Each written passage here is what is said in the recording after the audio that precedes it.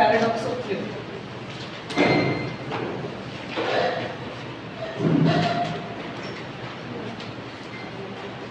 ये इसका मतलब क्या है? पैराडॉक्स का मतलब a situation which contradicts. Okay, जो होना चाहिए रूटीन में वो ना होके कुछ और होने को कह देते हैं paradox. Thrift word is related to savings. Okay, so what is the meaning? पहले अंडरस्टैंड करते हैं इसको। Paradox is contradiction. जो सिचुएशन में जो करना चाहिए वो ना करके इज कॉल्ड पैराडॉक्स। एग्जाम के डेज में तो मेनली क्या ही करना चाहिए, सिर्फ पढ़ाई, और वो उसे ना करके कोई और कुछ और एक्टिविटी कर रहा हो, उसे पैराडॉक्स बोल दीजिए। यहाँ किस कंटेक्स्ट में है? इकोनॉमिक्स में। जब कंट्री में रिसेशन हो, कंट्री में रिसेशन हो तो लोगों की प्रेफरेंस टू कंज्यूम बढ़ जानी चाहिए या लोगों का प्रेफरेंस टू सेव बढ़ जाना चाहिए? सेव बढ़ जाना चाहिए, बस इसी को पैराडॉक्स कहते हैं। 99% पीपल थिंक जब भी कंट्री में रिसेशन हो, अब होल्ड करते हैं, why this recession has occurred. वही साइकिल बनाते हैं, प्रोडक्शन, डिस्ट्रीब्यूशन एंड कंजम्पशन। अब रिसेशन आता कैसे है? रिसेशन या डिप्रेशन या deep depression, because something happened at production house. एक प्रोडक्शन हाउस बंद हो गया, कुछ लोगों की जॉब चली गई, जॉब गई तो उनकी कंजम्पशन पैटर्न चेंज हो गया, सो उन्होंने कंजम्पशन करना बंद कर दिया। फिर उस वजह से और लोगों की जॉब चली गई, वो जो कंज्यूम करते थे वो भी बंद हो गया, और ये नेगेटिव शुरू हो गया। तो इसको बोल दिया हमने, क्या बोला? पैराडॉक्स। हम बोल चलती हूँ यहाँ पे, जो मल्टीप्लायर आपने बनाया है वो पॉजिटिव था, 100 करोड़ पॉजिटिव इन्वेस्टमेंट, वो लोगों की पॉजिटिव इनकम बन गई, इसे कहते हैं पॉजिटिव मल्टीप्लायर। क्वेश्चन में भी आस्क्ड, क्या नेगेटिव मल्टीप्लायर हो सकता है? ये अभी तो बोला था, हो ही सकता है, क्यों नहीं हो सकता? हो ही सकता है। So it means there can be negative multiplier also. It says जब प्रोडक्शन हाउसेस बंद हुए, हमने इसको नेगेटिव साइन बोल दिया, ऑल्दो नेगेटिव इन्वेस्टमेंट कुछ नहीं होती, it's a negative sign for the country, because these people are going to get no income, again negative distribution, then comes no consumption, again a negative consumption, so ये negative शुरू हो गया। अब लोगों को ये लगता है कि जब ऐसा पैटर्न हो, एक बात समझ लीजिए, इसको रिवाइव करने का क्या तरीका है? इसको देख के बताओ जल्दी। अगर ये रिसेशन ठीक करना हो तो रिवाइव करने का तरीका क्या है? प्रोडक्शन करें। अब प्रोडक्शन वाला तो producer, why would he produce जब उसका सामान कोई खरीद नहीं रहा? ये रिमेंबर, रिसेशन को एक ही चीज रिवाइव कर सकती है, वो है डिमांड। रिसेशन को एक ही चीज रिवाइव कर सकती है, वो है डिमांड। अब जैसे लोगों ने डिमांड की, he gets the motivation to produce, मे भी थोड़ा, पहले तो कुछ भी नहीं था, उसने प्रोड्यूस किया तो लोगों को इनकम मिलनी शुरू हुई। जब इनकम मिलनी शुरू हुई फिर तो कंजम्पशन करने में प्रॉब्लम है ही नहीं। ये थोड़ा पॉइंट इतना ही है, लेकिन समझने में it takes a little time. हम लोगों को इंडिविजुअल लेवल पर लगता है टाइम खराब है, मार्केट में चीज़ें तो बिक नहीं रही, तो भाई जैसे घरों में भी बहुत बार सुनते हैं, बेटे मार्केट बहुत ज़्यादा अच्छी नहीं है, so please learn to save, do not waste money in spending, it's not wastage my dear, when you spend somebody will produce, जब प्रोडक्शन होगी तो ये चेन पॉजिटिव चल पड़ेगी। अब what is the paradox here? People believe that during recession we should save, no, during recession we should spend, चाहे अपनी savings में से ही स्पेंड करें, क्योंकि only one thing which can revive the whole economy is consumption. Clear? अब foreign में कुछ कंट्रीज रिसेशन के बाद उठना क्यों डिफिकल्ट होता है? क्योंकि वहाँ सेविंग्स का कल्चर नहीं है, वहाँ सेविंग्स का कल्चर नहीं है। दैट इज वाई वो गिरते गिरते गिरते ही रहते हैं। वो what do they do? They earn for 5 days, they spend for rest two. This is what is the general pattern of foreign countries. कहते हैं वीकेंड्स पे हम एंजॉय करते हैं, तो what do they enjoy with? वो जो 5 दिन कमाया होता है उसको 2 दिन उड़ा देते हैं। क्यों नहीं करते? Because government is there to take care everything. हमारे यहाँ या हमारे जैसी countries who are in a habit of save, वो बड़ी जल्दी रिवाइव कर जाती हैं। There are merits and demerits of developing nations, right. So जब 2008 में अमेरिका की वजह से क्राइसिस आए थे, उनकी भी रिवाइवल किसने नहीं किया? They had to print currency and inject into the country through investment. अब यही चीज़ें इसे बचा सकती हैं। फिर उन्होंने इन्वेस्टमेंट करवानी शुरू की सस्ते उस पे रेट ऑफ इंटरेस्ट पे। किसी तरह से इन्वेस्टर्स मोटिवेट हो तो प्रोडक्शन हाउसेस लगाएं ताकि लोगों की एम्प्लॉयमेंट शुरू हो जाए। द मोमेंट लोगों की employment is done, the job is done. क्योंकि जब जेब में पैसा होगा तो कंजम्पशन होगी। प्रॉब्लम कहाँ आती है? जब जेब में पैसा नहीं है फिर भी आपको कंज्यूम करना है, मे भी उतना नहीं, बट ऐसा नहीं कि हम बिल्कुल बंद कर दें। लोग उल्टा ही करते जाते हैं। जितना रिसेशन का डिप्रेशन जाएगा उतना अपना हैंड और निकालते जाते हैं। जो एक्चुअली भी खर्चना था वो भी नहीं खर्चते। So they actually worsen the situation in the country. अब सब लोग सोचते कैसे हैं? इंडिविजुअल लेवल पे, मैं ही करूँगा, मेरे करने से ही होगा। ऐसे करते करते कोई भी नहीं कर रहा। सो दैट इज हाउ, क्योंकि we all are not unite. So we have to remember, इस तरह से कंट्रीज में कब रिसेशन से डिप्रेशन और डीप डिप्रेशन हुआ पता ही नहीं चलता। This is word called paradox. Paradox मतलब रिसेशन में करना क्या था? कंजम्पशन करना था। कर क्या दिया? Thrift, save. So this is what is situation of contradiction about savings. Now let's read what is written here. Page 8.8 जो भी आए हैं. When two or more facts or qualities which seems to contradict with each other is known as situation of paradox. So contradict को underline कर लो. When people are over-conscious while using money, over-conscious while using money and not wasting it. उस time पे ना उसको consumption को नाम क्या देते हैं? बच्चे वेस्ट मत करो, मार्केट अच्छी नहीं चल रही है इस टाइम पे। सो मार्केट मंदी है, इस तरह की लैंग्वेज यूज की जाती है। So wasting it is called situation of thrift. क्योंकि उस सेविंग को आपने क्या बोल दिया? सेव कर लो। कंजम्पशन का नाम क्या रख दिया? Waste. This theory is given by again professor J.M. Keynes. According to him, where people start saving money instead of spending it in response to growing concern about the recession, they actually make the recession worse. Clear? Okay. आज का next topic, level of equilibrium when it comes to employment. मेरे ख्याल अपना एक यही question रहता है और फिर रहते हैं multiplier relation. After that we are going to finish the numericals of this. ठीक है? फिर बचता है इसका next chapter. If I get time तो उसके reasons discuss कर लेंगे अगर मिला, नहीं तो फिर सारी टेस्ट सीरीज फिनिश कीजिए। उसको तो मैंने टेस्ट में डाला ही नहीं, थर्ड चैप्टर को, यू कैन सी दैट। तो सबसे पहला पेपर मेरे ख्याल है KVM का ही है, आपको वन है थर्ड, तो आपको फिर सेपरेटली किस दिन है? 6th। ठीक है, आपकी फोर्थ को पेपर होगी टेस्ट सीरीज, फिर 5 फोर्थ का टेस्ट दीजिए, 5th को आपको एक्स्ट्रा क्लास लगा के वो टॉपिक समझा दिया जाएगा। उसका आधा चैप्टर आप कर चुके हैं, आधा याद कर लीजिए, जो पोर्शन बचा है that will be explain online, चलेगा। बाकी सारा काम उससे पहले फिनिश हो जाएगा। ठीक है? ओके। लेवल ऑफ इक्विलिब्रियम, कल हम प्राइस डिटर्मिनेशन रिवाइज करने वाले हैं जी। तो दैट वाज अ प्रॉमिस कि मैंने कराना है, तो वो कल एक बार क्विक रिवीजन और उसका पेपर भी डिस्कस हो जाएगा।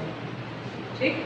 उसके बाद आपकी परसों की मेरे ख्याल है टेस्ट सीरीज के हिसाब से छुट्टी है, then after that you have your test.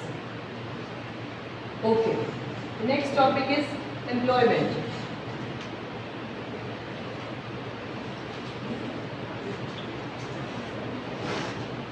Professor Keynes के हिसाब से there are 3 levels of employment.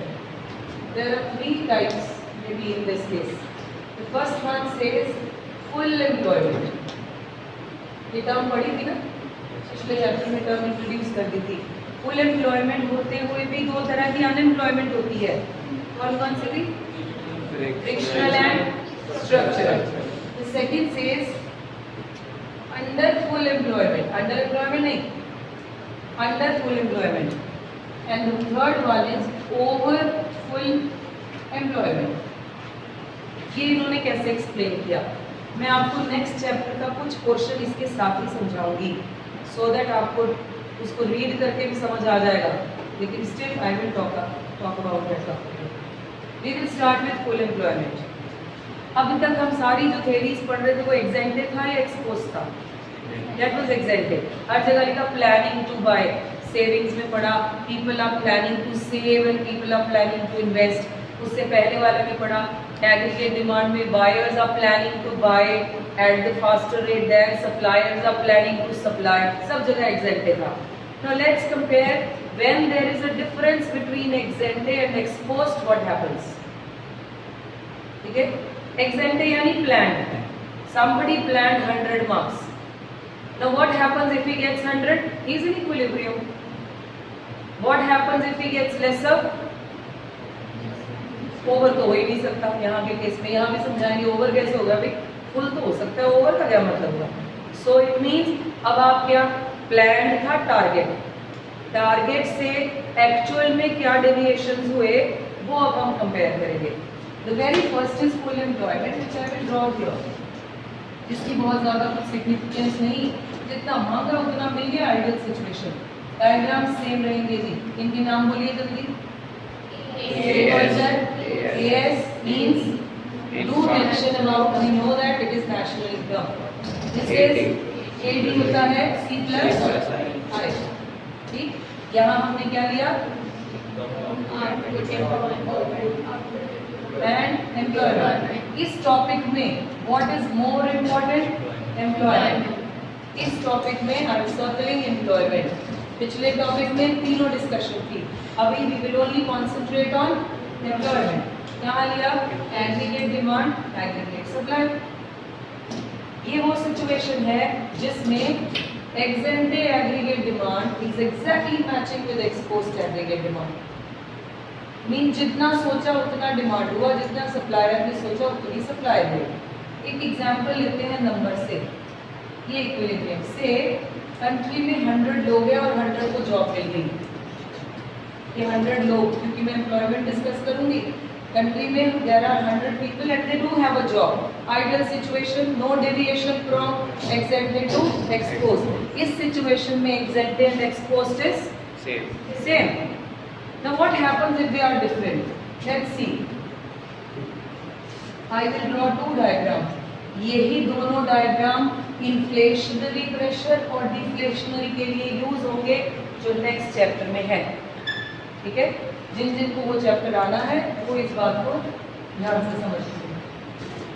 AD AS बनाने वही है हमने। यहाँ पर मैं अभी सिर्फ एम्प्लॉयमेंट लिख रही हूँ क्योंकि I am only concerned about employment here. AD AS. Let's talk about under full employment first. This is what is AS, which is national income. This is what is AD, which is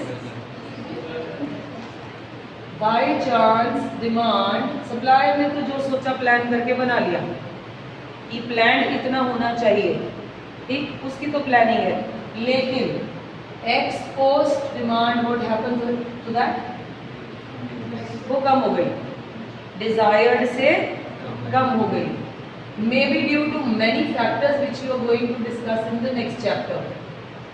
many reasons, one of the reasons which I can mention here is maybe investment क्या हो गई, कम हो गई, change in investment कम, negative लिख देते हैं हम उसको। One reason. There are 8 reasons which we'll read in the next chapter. So मैंने एक reason लिया, there is a mismatch between ex-ante and exposed. Ex-ante is more or exposed is more in this case. ये है targeted and ये है actual. यहाँ तक कोई ट्रबल? इसका मतलब मैं अब नंबर्स में समझ लेती हूँ। 100 लोग हैं, ठीक है, हमने वर्ड लिखा अंडर फुल एम्प्लॉयमेंट इक्विलिब्रियम में लिखते हैं इसको, ये है full employment equilibrium, over full employment equilibrium. So equilibrium is a point when AD is equal to AS, AD is equal to AS। Equilibrium is a point when AD is equal to AS। New equilibrium, पहले AD AS, new equilibrium is a point when AD, इसका नाम ले लेते हैं not, is equal to AS। तो इसका नाम क्या हुआ, अंडर फुल एम्प्लॉयमेंट। अंडर बोला बिकॉज नीचे है, so here is the number. से 100 लोग हैं, बड़ी जनरल सी थ्योरी है, 100 लोग हैं, जॉब कितनों के पास? इक्विलिब्रियम तो है, कहीं ना कहीं तो एस से मीट करेगा ही. There is an equilibrium, but what happens is people are unemployed. ये जो लोग हैं ये क्या है? ये वॉलंटरली अनएम्प्लॉयड है या इनवॉलंटरी अनएम्प्लॉयड बोलोगे? पीछे वाली टर्म्स क्यों पड़ी थी वो यहाँ कनेक्ट करने के लिए. इनवॉलंटरी अनएम्प्लॉयड, ये अपनी विश से वेले नहीं है, क्योंकि people are not demanding. That is why production कम कर दी गई, इन्वेंट्री फॉलो बढ़ गई थी, उन्हें निकाल दिया गया. क्योंकि उन्हें निकाल दिया गया, now what are they? They are unemployed, involuntary unemployed. Clear हुई बात? अब इसका इम्पैक्ट चेक करते हैं क्या होगा. इस सिचुएशन को कहते हैं डिफ्लेशन. सेम डायग्राम नेक्स्ट में. अब एम्प्लॉयमेंट खत्म हो गया, इतना ही लिखना है कि भैया पहले OY था, अब OY नॉट हो गया. ठीक, इम्पैक्ट क्या हुआ? Let's talk about impact first. Impact किस पे हुआ? आउटपुट पे. इम्पैक्ट किस पे हुआ? एम्प्लॉयमेंट पे. तीसरा इम्पैक्ट किस पे होगा? प्राइसेस पे. इस सिचुएशन का इन चीजों पे कुछ इम्पैक्ट होने वाला है. लेट्स सी, पहले तो एम्प्लॉयमेंट पे क्या इम्पैक्ट हुआ? एम्प्लॉयमेंट कम हो गई. क्यों कम हुई? क्योंकि प्रोडक्शन कम करनी थी भाई, तो इस वजह से. ठीक है. अब प्राइसेस कैसे होंगे? अब डिफ्लेशन हो गई. इस टर्म को बोलते हैं डिफ्लेशन. यू रिमेंबर जब मैंने पहला चैप्टर बैंकिंग कराया था उसमें दो वर्ड्स यूज कर लिए थे, एक्सेस डिमांड, डेफिशिएंट डिमांड. ठीक, एक्सेस डिमांड मींस लोगों के पास पैसा ज्यादा, वो ज्यादा खरीद रहे हैं या कम? ज्यादा, उसे इन्फ्लेशन बोला था. दूसरे में पैसा कम, वो क्या कर रहे हैं? कम खरीद रहे हैं. राइट, डिफ्लेशन बोल दिया. इस सिचुएशन को डिफ्लेशन कहते हैं. This is what is known as deflationary gap. अब बताइए, इस सिचुएशन में प्राइसेस को बढ़ा देना चाहिए या कम करना चाहिए?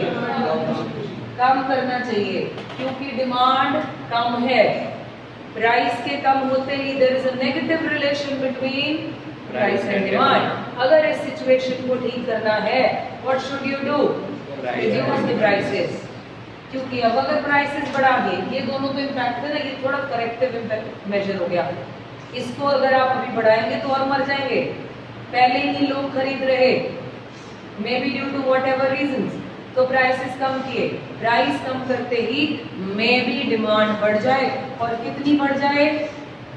कितनी बढ़ जाए? इक्विलिब्रियम अटेन हो जाए. हाँ, हम अभी सप्लायर तो बना चुके सामान, एग्जेंटे है, they plan to make this much material. पंगा कहाँ होगा? डिमांड करने वाले आए कि नहीं आए? तभी पीछे क्या बोला था, लोग रिसेशन के टाइम पे कंजम्पशन रोक देते हैं. प्रॉब्लम कहाँ से शुरू होगी? कंजम्पशन से. Supplier plan to supply some material, he made it. अब दिवाली के टाइम पे उसने सोचा, ओवरऑल कंट्री मैक्रो, उसने सोचा इतना सामान बिकेगा. अब ये वो सिचुएशन हुई जब हमने बोला होना